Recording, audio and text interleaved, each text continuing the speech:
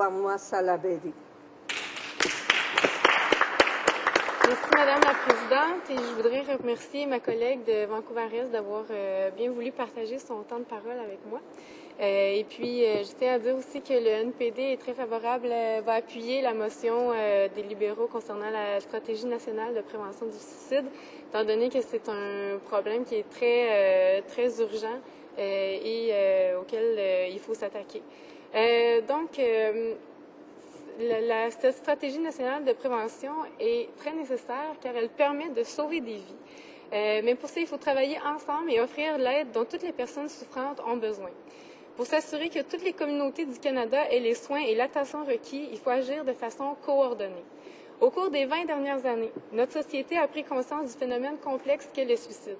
Nous savons maintenant que les personnes à risque sont habituellement des personnes qui se sentent isolées et qui vivent d'énormes souffrances. Nous connaissons mieux les causes médicales, sociales et économiques du suicide. Dans les années 80 et 90, des programmes ont vu le jour dans différentes provinces et ont donné des résultats tangibles. En 1998, le Québec s'est doté d'une stratégie provinciale en matière de prévention du suicide avec un financement spécifique. Les centres d'aide collaborent ensemble et forment un réseau provincial. Il existe aussi une ligne d'urgence provinciale ainsi qu'un service d'écoute téléphonique dédié exclusivement aux jeunes qui s'appelle Jeunesse J'écoute. Il y a maintenant des formations en prévention du suicide pour les professionnels de la santé et le gouvernement provincial finance la recherche dans ce domaine. Les centres jeunesse, les CLSC, les ONG et d'autres partenaires travaillent maintenant en synergie pour offrir aux personnes de l'aide nécessaire et assurer un suivi par la suite. Avant d'adopter cette stratégie, le taux de suicide au Québec était l'un des plus élevés chez les nations industrialisées. Le taux de suicide est passé de 18 % en 1981 à 14 % en 2009. Il s'agit d'une nette amélioration, même si d'énormes progrès restent à accomplir. Madame la Présidente, ces données démontrent qu'une stratégie efficace impliquant tous les acteurs du milieu peut porter fruit. Malheureusement, plusieurs communautés isolées au pays n'ont toujours pas accès à ces programmes. C'est pourquoi il est important de miser sur les initiatives locales et provinciales et concevoir une stratégie nationale pour s'assurer que personne ne soit oublié. Bien que le suicide soit un geste individuel, il faut le voir comme un phénomène de santé publique. La qualité de vie de la personne, son réseau social et les soins à sa disposition peuvent avoir un impact positif sur la personne en détresse si ces ressources lui sont accessibles, évidemment. Lorsqu'elle n'a pas d'aide, la personne souffrante est isolée et laissée seule avec ses pensées suicidaires. Alors, le danger est grand que cette personne passe à l'acte. La violence familiale, la consommation de drogue et d'alcool peuvent aggraver l'état d'une personne en détresse. Des événements comme la difficulté à se loger, une peine d'amour, un échec, un rejet, des problèmes financiers ou n'importe quel événement stressant et générateur d'anxiété ou de tristesse peuvent déclencher des idées suicidaires. C'est alors que la goutte fait déborder le vase. Madame la Présidente, certains groupes sont plus particulièrement touchés par le suicide. Les personnes souffrant de problèmes de santé mentale, les personnes itinérantes, les aînés ou les jeunes, par exemple, sont plus à risque. Dans le cas des personnes itinérantes, leur détresse est amplifiée par des conditions de vie misérables vécues au quotidien. Ces personnes sont souvent exclues des services de base de santé en raison de leur situation sociale précaire et du fait qu'elles n'ont pas d'adresse. L'itinérance est un phénomène encore méconnu et les personnes qui vivent cette réalité sont souvent traitées avec mépris. C'est pourquoi toute initiative pour venir en aide à ces personnes doit être saluée. J'aimerais d'ailleurs souligner que le 21 octobre prochain, plusieurs vigiles à la Belle Étoile auront lieu partout au Québec, dont une à Salaberry de Valleyfield, dans mon comté, qui est la Nuit des sans-abri et qui est organisée par Pacte de rue. Il s'agit d'événements qui peuvent nous aider à comprendre la réalité et la détresse, ainsi que les besoins et les droits des personnes itinérantes, ce qu'on oublie souvent. D'autres groupes sont aussi considérés comme plus fragiles aux pensées suicidaires, dont celui des jeunes autochtones, dont on a soulevé la question à plusieurs reprises aujourd'hui. Madame la Présidente, la communauté d'Aquastasné, située dans mon comté, sait bien de quoi je parle. Au cours des 18 mois derniers, 4 jeunes se sont enlevés la vie. Pour une communauté de 15 000 personnes, ces pertes de vie humaines sont tragiques.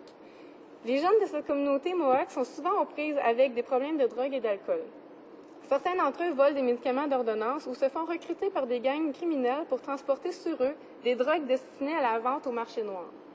Dans la communauté d'Aquastasné, il y a des services de santé mentale, mais ce ne sont pas tous les jeunes qui acceptent de se faire aider. Les autorités de la réserve rappellent l'importance d'avoir des soins adaptés à la réalité de ces jeunes et aimeraient qu'une ligne téléphonique d'aide aux jeunes autochtones soit disponible pour eux, ce qui n'est toujours pas le cas présentement. Depuis, le Centre de traitement pour adolescents d'Akwesasne, des adolescents qui sont aux prises avec des problèmes de dépendance, attend toujours un financement du gouvernement fédéral pour permettre aux intervenants de continuer leur travail auprès des jeunes. Donc, il est primordial que ces adolescents reçoivent une aide qui respecte leur identité culturelle et spirituelle. Ces jeunes, en général, sont plus à risque d'avoir des idées suicidaires.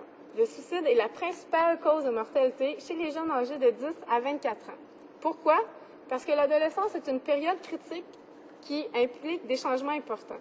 Les jeunes construisent leur identité personnelle et leur estime de soi, et ils vivent la pression des pairs, la performance scolaire, qui sont parfois victimes d'intimidation dans la cour d'école ou de violences familiales. Les troubles de santé mentale se manifestent souvent à partir de l'adolescence. Le rôle des psychologues, des psychoéducateurs, des travailleurs sociaux, des travailleurs de rue, et j'en passe, les professeurs aussi, est crucial pour identifier les signes avant-coureurs. Ces éducateurs et professionnels de la santé doivent être formés et soutenus financièrement pour savoir comment agir et réagir devant la détresse de ces jeunes. Il faut aussi s'attaquer à la stigmatisation des jeunes qui ont des idées et des comportements suicidaires. Il existe encore de trop nombreux tabous et les jeunes n'osent pas parler de leur mal-être. Il n'est pas évident pour eux de consulter des professionnels en santé mentale et de s'afficher comme une personne ayant besoin d'aide, puisque les préjugés sont encore tenaces à ce sujet. Pourtant, il faut encourager ces jeunes à consulter. Cette démarche démontre qu'ils cherchent à s'en sortir et qu'ils veulent rétablir un équilibre dans leur vie. C'est justement ce qu'il faut favoriser, donc, que l'aide soit disponible quand les gens en ont besoin. Le projet de loi de ma collègue Megan Leslie se penche d'ailleurs sur plusieurs aspects du suicide, dont la prévention. Le projet vise à mieux former les professionnels dans le domaine, à contribuer à une meilleure couverture médiatique, permettrait également de soutenir la recherche pour prévenir le suicide et à mieux cerner les groupes à risque. Le projet de loi favoriserait la collaboration avec les organismes communautaires et les intervenants des Premières Nations ayant déjà développé une expertise sur le sujet. Il encourage la participation des communautés, des provinces, des villes pour faire front commun dans la prévention du suicide. Il reconnaît aussi l'importance de changer les mentalités, de briser des tabous et de pouvoir parler ouvertement du suicide. Donc, pour toutes ces raisons, Madame la Présidente, des pays comme l'Australie, le Royaume-Uni, la Suède, la Norvège et les États-Unis se sont tous dotés d'une stratégie nationale. Le Canada est un des seuls pays industrialisés qui n'a pas encore une telle stratégie.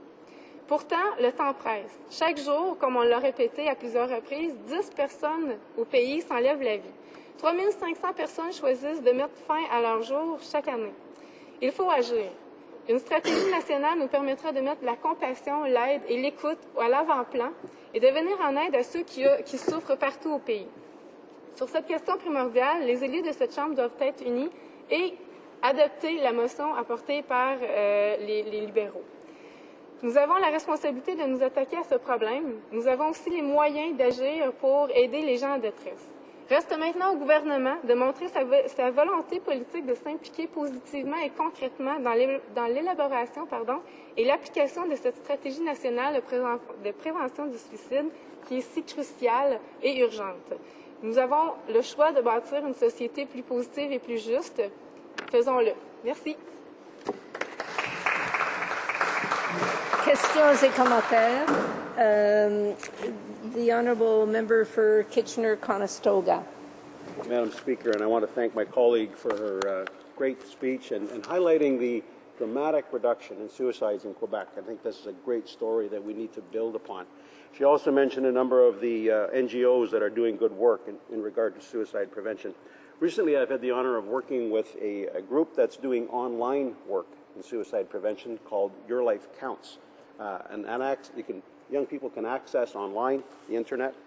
I'm also aware, Madam Speaker, I mentioned Dave Batters in my previous remarks. His wife Denise has done a lot of good work on this, as I've said, and there's a 30-second clip on YouTube. If you simply search Dave Batters on YouTube, you'll find a 30-second clip that will help us increase the awareness as it relates to suicide prevention. So I'd encourage my colleagues and those who may be watching to take advantage of that. But my question, Madam Speaker, would simply be, what role do you think it's important for new technology to play. I think it's important, from my perspective, to get beyond the pamphlets and maybe the round tables, while they're good, and start to embrace some of the modern technology that's at our fingertips to reach people instantly, especially those in our northern and remote communities where they may have access to those kinds of resources, but not to the traditional resources that we're used to here. Thank you, Madam Speaker. L'honorable député de Beauharnois-Salaberry. Merci à mon collègue d'en face. C'est effectivement une proposition qui est très, très appropriée, étant donné que les jeunes sont très près des nouvelles technologies. C'est très accessible. Par contre, il ne faut pas oublier que c'est un problème humain et on a besoin d'intervenants humains pour pouvoir donner des outils, pour pouvoir offrir une aide, une écoute qui est active aux jeunes. Et il ne faut pas oublier aussi qu'en région, il y a souvent des réseaux qui ne se rendent pas. Donc, Internet haute vitesse n'est pas accessible partout présentement au pays, dans les régions surtout. Donc, il faut pallier à ces problèmes-là et d'offrir des intervenants qui peuvent être sur place, qui peuvent parler de vive voix ou bien offrir une aide qui est plus chaleureuse parce que ces personnes-là sont déjà isolées.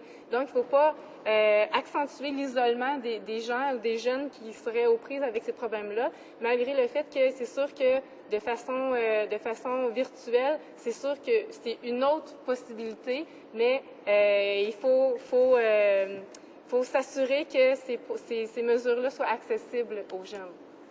Questions et commentaires. L'honorable député de Louis-Hébert. J'aimerais remercier ma collègue pour son discours parce qu'elle a élargi un petit peu la problématique en mentionnant également les personnes âgées et les gens qui sont les itinérants. Je crois que c'est la première à le mentionner. Puis c'est important de voir que c'est un problème d'ensemble. C'est pas des groupes. Il y a des groupes qui en souffrent plus que d'autres, oui, mais ça touche tout le monde. Puis c'est important de le signaler et je l'en remercie de l'avoir signalé. Il y a beaucoup de monde qui sont touchés par ça. Souvent, on parle de santé mentale, mais des fois, ce n'est qu'un moment de faiblesse, des fois, qui fait que dans l'histoire d'une vie, on peut commettre l'irréparable. Mais moi, j'aimerais savoir de ma collègue, comment voit-elle la part du gouvernement fédéral dans ce partenariat, parce que j'ai de la misère à parler de leadership, dans ce partenariat avec les provinces et avec les acteurs pour aider à réduire le problème. L'honorable député de Beauharnois-Salaberry, il ne reste qu'une minute. D'accord, je remercie mon collègue pour poser cette question. Effectivement, le fédéral pourrait investir dans des mesures, dans des mesures d'application.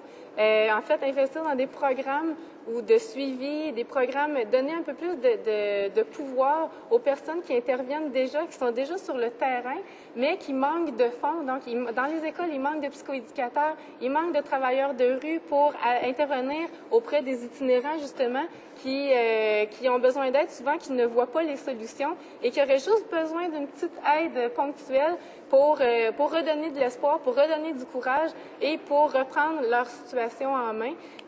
Donc, c'est de reconnaître le travail de ces gens-là par une aide financière ou par des programmes de prévention qui donnent plus de mesures et plus de pratiques concrètes. Merci. Resuming debate.